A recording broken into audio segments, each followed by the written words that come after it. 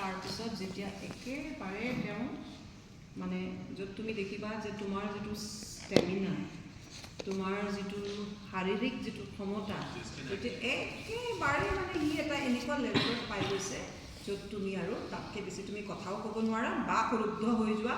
তাত সেই লেভেলত কি হয়, তেতিয়া ভক্তজনে বা যিজন তোমাৰ পাৰফৰ্মাৰ আছে তেওঁলোকে এটা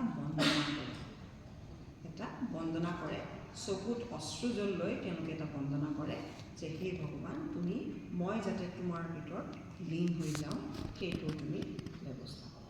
ডেট ইজ মোক্ষ। ঠিক আছে তানিশা, থেংক ইউ সো মাচ।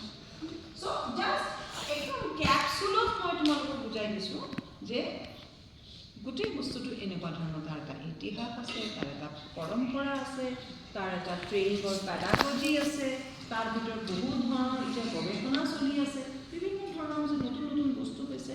তাৰপিছত কি কয়, নতুন নতুন ৰাগ আহিছে। আমি যেতিয়া শিকিছিলোঁ তেতিয়া ইমান ৰাগৰ কথা নাছিলে।